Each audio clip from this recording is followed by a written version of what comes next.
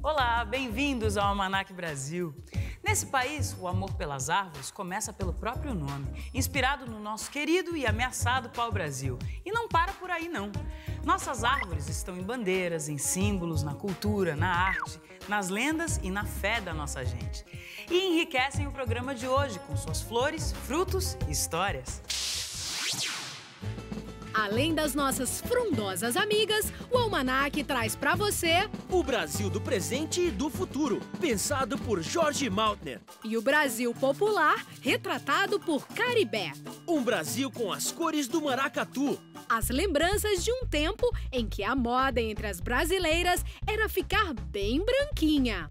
E as peripécias do célebre Cabo Laurindo, cantadas em verso e prosa. Tudo isso temperado pelas graças e causos de Almanaquias. Só aqui mesmo! As árvores brasileiras são um patrimônio inquestionável da nossa cultura. E como qualquer brasileiro célebre, elas também têm histórias para contar.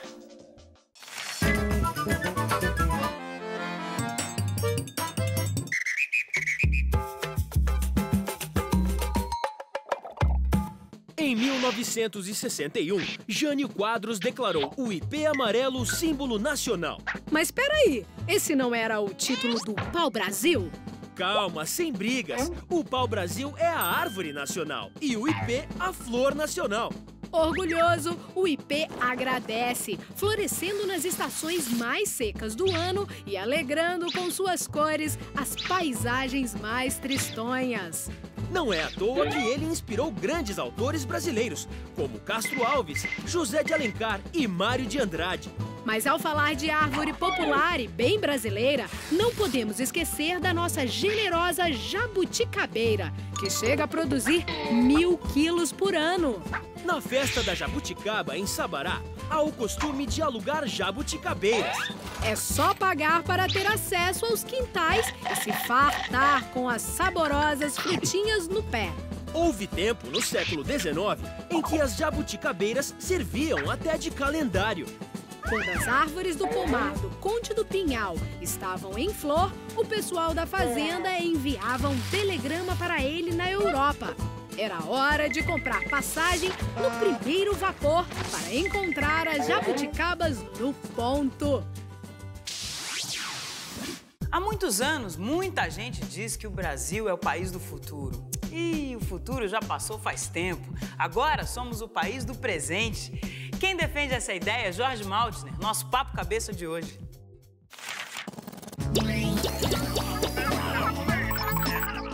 Eu tive uma formação muito induzida. Meu pai, que era uma pessoa muito culta, e depois minha mãe se separou aos 7 anos, por isso que eu fui para São Paulo. E ela se casou com um violinista, o primeiro viola do Teatro Municipal, Henry Miller. E aí também a influência da música o tempo todo, não só da música clássica, que eu aprendia violino meio com ódio, né? Ódio e amor com o padrasto, mas ele fazia bico também na Rádio Nacional, na Rádio Record, Rádio Tupi lá de São Paulo, para ganhar dinheiro com música popular. Então ele ia lá, e eu com ele ia também. Então, dos 7 até 14 anos, eu ia toda hora com ele ver esses shows na Rádio Record. Sentei no colo da Aracide Almeida, falei com o Jackson do Pandeiro, tudo criança ainda, né? Nelson Gonçalves, Isaura Garcia, Aracide Almeida, que era a minha grande cantora. Até no livro Deus da Chuva e da Morte, que eu escrevo, comecei a escrever em 56, quando eu fiz o Partido do Caos com K. E nas primeiras páginas logo eu digo assim, Aracide Almeida igual Beethoven, embora ligeiramente superior. Então eu era totalmente fascinado. E mesmo na minha literatura, eu já cantava, já compunha, eu transcrevia poemas assim e letras de música. A geração que eu tenho encontrado, a garotada, tudo, através dos pontos de cultura, inclusive nos lugares mais humildes, eles já têm um computador, então eles têm contato com o mundo todo. Então eles fazem uma música, mas eles se influenciam um pouquinho pela música lá, de qualquer lugar, mas a determinante principal é a inspiração brasileira. E daqui a pouco tem mais Jorge Maltner. Enquanto isso, vamos ver por onde anda o Almanaquias.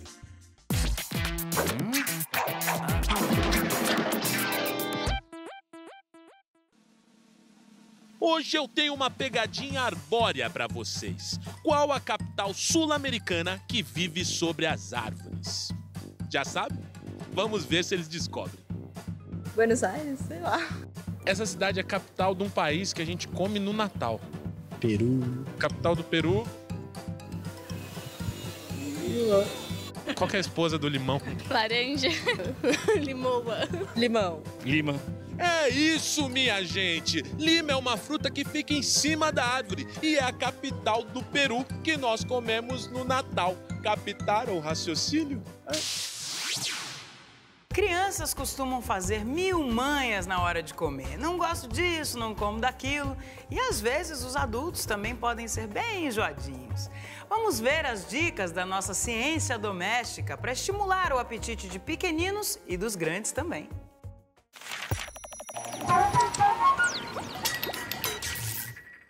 Eu bato a beterraba, a cenoura que ele não gosta, aí eu bato no feijão, o alho que também que ele não gosta, que é muito bom também. Aí eu bato tudo no feijão e não vê nada, cebola, e come, ele come assim normal. Às vezes bato tudo no liquidificador. Não acredito que seja correto a gente esconder os alimentos em outras preparações. Então, misturar a beterraba no feijão, misturar verdura no arroz, enfim. Por quê? A criança nunca vai ter consciência daquilo que ela está comendo. Eu levei ele no restaurante, aí não tem aqueles pratos que tem a cascarinha? Eu mostrei pra ele a cascarinha, foi aí que ele começou a comer. Coloridinho, eu já fiz isso. Eu já sorti muito, né? E eles acham que eles alimentam melhor. Apelar pro lúdico, né? Então, colocar lá formas de rostinho, inserir realmente a alimentação no mundo da criança, no fantasioso, para que ela tenha um estímulo maior ao apetite. Ele foi ver a carinha, foi comendo os legumes e gostou. Além do paladar, com o visual, com o auditivo, o cheiro do alimento também te atrai. Então é sempre importante que a gente pense em tudo isso no momento de preparar uma refeição. Eu acho assim, vem uma sopa com legumes. Vamos pôr um pedacinho de carne, um pedacinho de verdura. Eu acho que já ajuda muito. Todo mundo brinca que falta de apetite em criança pode ser manha, né? Mas nem sempre é manha. Nos anos 40, nossos sambistas cantavam as peripécias de um herói corajoso, destemido e cheio de samba no pé. Você já ouviu falar no Laurindo?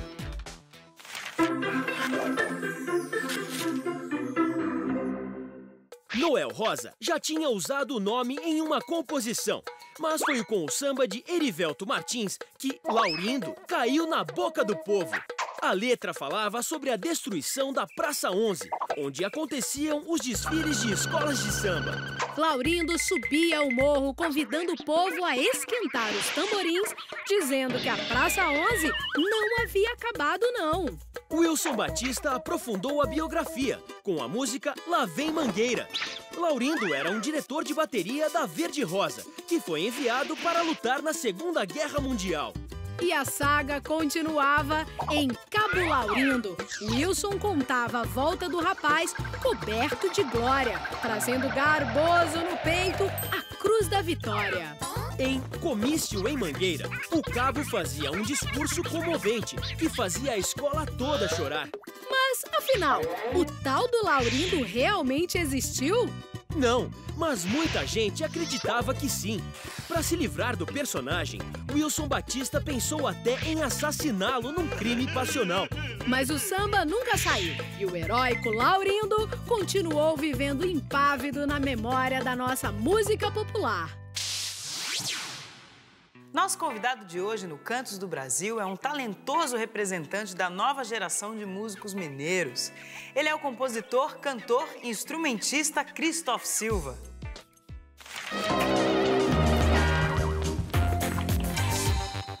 Foi nas mãos de um velho jangadeiro que uma vez eu vi uma agulha dançando, uma linha virando uma rede. O que me faz sentir bem em casa, em Minas Gerais, eu estou começando a encontrar em vários cantinhos do Brasil também, né? Nosso jeito de relacionar, sabe? Existe reticência do mineiro em se abrir e tal, mas quando se abre é tão de verdade. Os espaços vazios da tarde, pra peneirar um cardume nas ondas do mar. Quem conhece canção brasileira sabe, assim, aqui tem um apreço muito forte pela questão dos acordes, né? A busca de percursos harmônicos. E isso acaba aparecendo até em gêneros muito distantes da MPB. Até em música eletrônica, às vezes a gente sente um gosto por essa coisa melódico-harmônica que Minas Gerais traz, assim. A palavra que vem chega antes e além, quando a voz de uma pessoa soa. Vim novíssimo, vim com 1 ano. Minha infância foi toda aqui, aí aqui nessa casa, ao lado do bairro Santa Teresa. É um núcleo na cidade, assim, de muita música, muito voz e violão no passeio, na calçada. Eu prefiro a jangada que passa dançando entre as ondas e mais de um pescador. Eu fui alfabetizado musicalmente mais ou menos paralelo com a alfabetização. Então a infância teve a ver com isso, assim, uma escuta de música popular na rua, né? Uma escuta de, especialmente, Tchaikovsky, Ravel, e já dizendo para mim mesmo, assim, eu me dirijo para esse lugar. E daqui a pouquinho tem mais Christoph Silva. Enquanto isso, temos nosso infalível Brasiliômetro.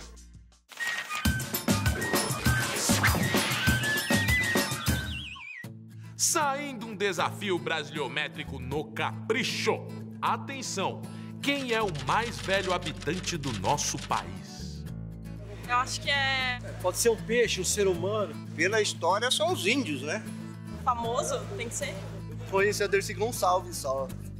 Fica aí confabulando que já já a gente volta com a resposta.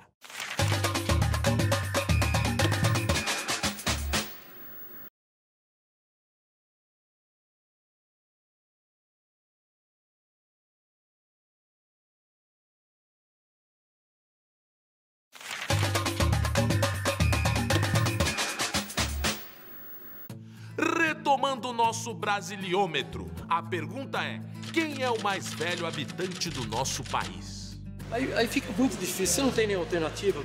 Calma lá que eu vou dar as alternativas. Alternativa A, Cid Moreira.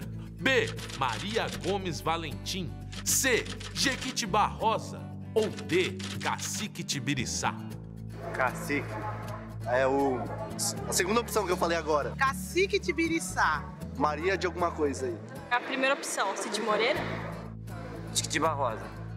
Isso mesmo! O mais velho habitante do nosso país é um majestoso Jequitibá Rosa, que vive no Parque Estadual do Vassununga, em Santa Rita do Passa Quatro, São Paulo, há apenas 3.050 anos. Além de idoso, ele é bem gordinho. Para abraçar sua circunferência de 16 metros, são necessárias no mínimo 10 pessoas. Isso sem contar seus 49 metros de altura, que botam muito prédio de apartamento no chinelo. Elas são imponentes, generosas e sobreviveram por milhões de anos em situações bem adversas. Vamos ver mais curiosidades sobre as árvores brasileiras. Apesar do design inovador, que já foi inspiração para vários monumentos, a araucária é bem antiga. Com mais de 200 milhões de anos, chegou a servir de almoço para dinossauros. Segundo os indígenas, ela nasceu do amor entre Curiaçu e Guaraci, jovens de tribos inimigas. Depois de salvar Guaraci de uma onça, Curiaçu levou uma flechada. Comovido, Tupã resolveu transformá-lo na araucária e Guaraci na gralha azul, que semeia seus pinhões pela floresta.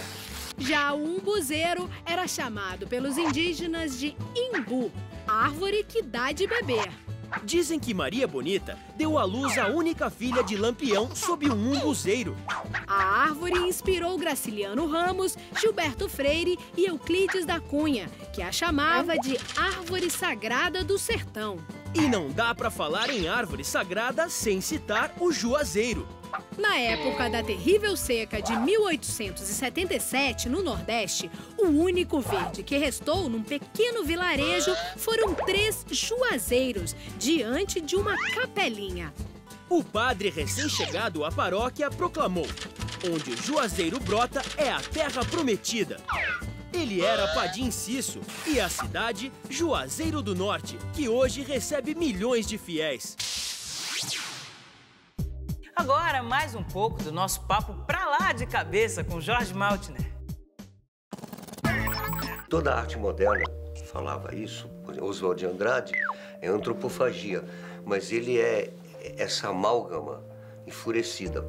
O tropicalismo chegou depois e trouxe a plenitude dessa amálgama. O que é essa amálgama?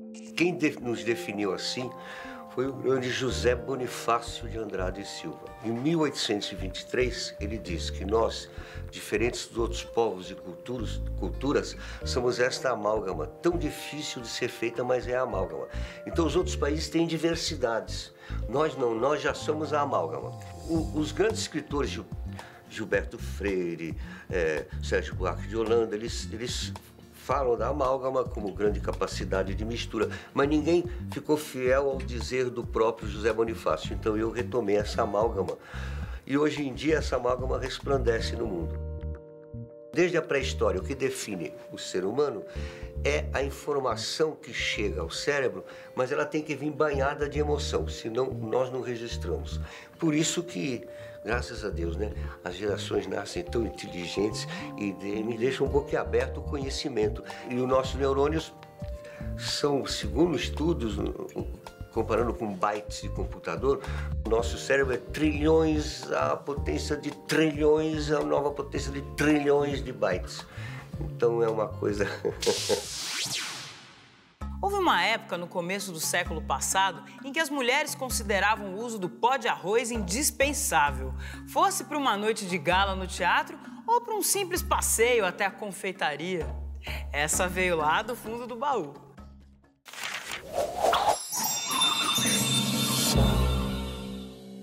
Eu lembro que eu usei muito pó de arroz. Eu gostava de pegar o pó de arroz da mamãe, furava abria a caixinha, furava aquele plásticozinho, aí passava. Uma esponjinha, uma caixinha redondinha, esponjinha, ia passando direitinho. Só quando ia na festa que eu usava. Pra ficar mais bonita, a pele melhor, menos oleosa. E é muito cheiroso, até hoje eu uso. Se eu não me engano, cheiro de baunilha. E tinha a cor de acordo com a pele. Ficava muito branco. E os bege ficavam muito bege. Mas era aquela que não ficava na pele. E era ruim no calor também, né? Que soa, sai. Pra ficar bonita, a mulher faz tudo, né?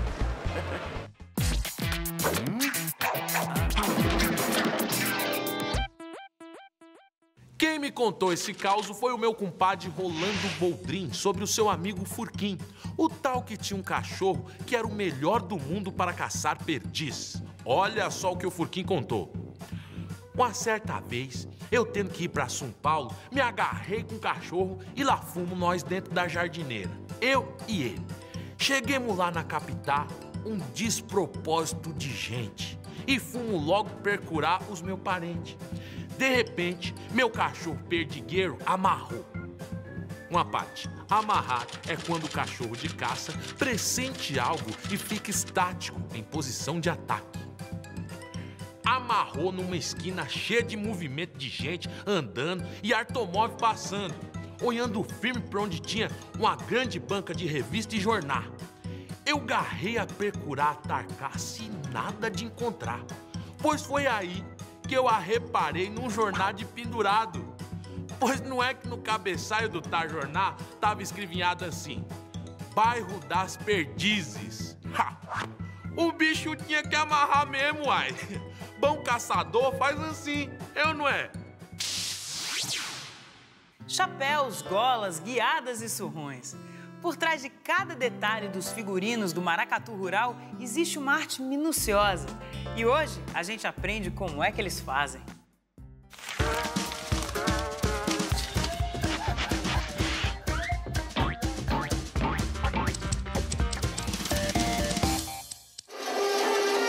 Maracatu é uma resistência de um povo que, após a libertação dos escravos, se junta o negro, o índio e o branco e cria o maracatu de baco solto nas senzalas dos engenhos de cana-de-açúcar.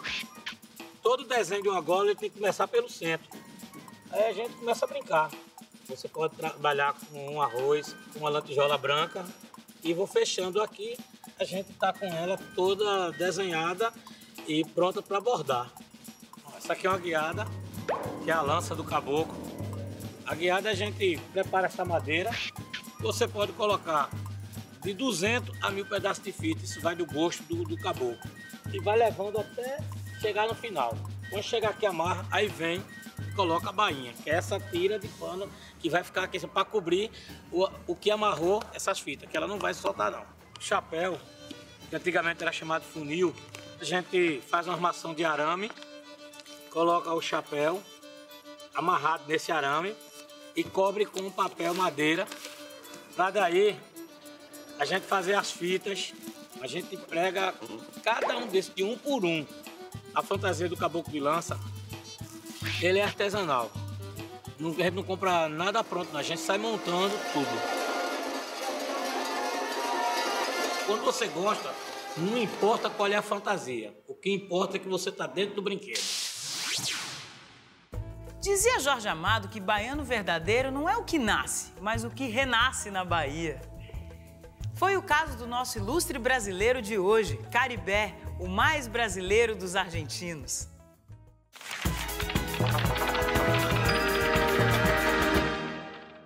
Héctor Júlio Paride Bernabó, o Caribé, nasceu na Argentina, passou parte da infância na Itália e aos 8 anos desembarcou no Brasil.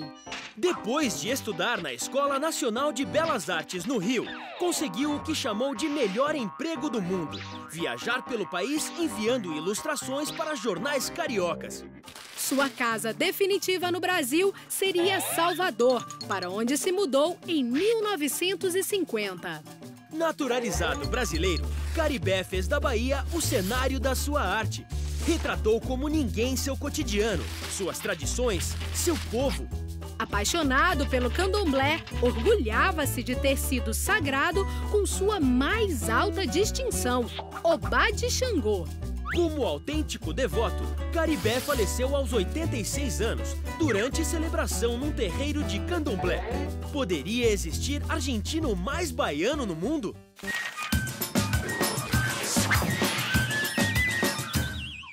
Bom, para o desafio de hoje, vamos ver se o povo consegue adivinhar quem é este belo rapaz da foto. Então, simbora!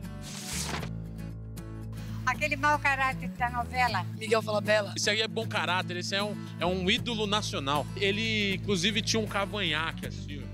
Jaime Monjardim. Ele é de Londrina e é baixinho, tem 1,92 m de altura. Fábio Assunção. Ah, o Kaká. Ele é atleta, mas não é do futebol. Então é o Guga. Eu vou levantar pra ver se vocês cortam aí. É jogador de vôlei. Murilo. Do Giba. Isso aí! É o grande jogador de vôlei Gilberto Amauri de Godoy Filho, mais conhecido como Giba, que já recebeu o título de melhor jogador do mundo. Sacou? Agora a gente curte um pouco mais do som e da prosa de Christoph Silva.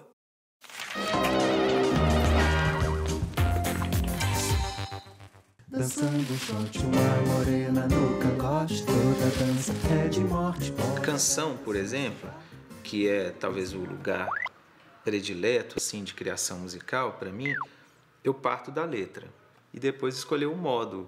E às vezes esse modo pode exigir muita informação musical ou pode ser uma coisa com 2 acordes.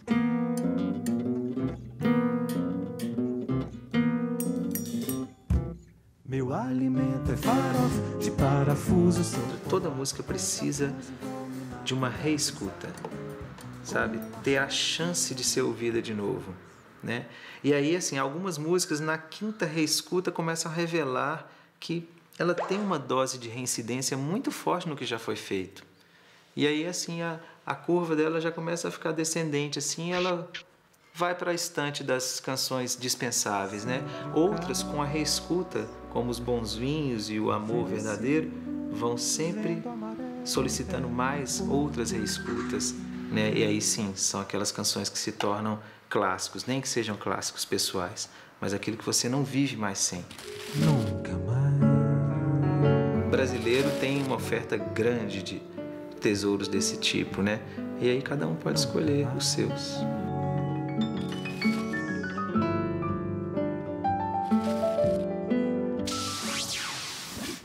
E para terminar, uma celebração das árvores por Olavo Bilac. O homem, a fera e o inseto, à sombra delas vivem, livres de fomes e fadigas, e em seus galhos abrigam-se as cantigas e os amores das aves tagarelas. E com essa eu me despeço. Semana que vem o Almanac Brasil cresce e floresce mais uma vez na sua telinha. Enquanto isso, também brota na internet. Até lá! De Tati a Itamar, do Tietê ao Butantã, já cantaram tuas ruas, praças e avenidas. De Arrigo a Ribamar, do Brás ao Trianon, teus viadutos, vales, becos sem saída. Do Vandi ao Gudim, do Bexiga ao Itaim, gente de todo lugar, tipos de toda espécie. De Pereira a Donirã, da Liberdade ao Carandiru, cantaram por toda a cidade, fizeram tua prece.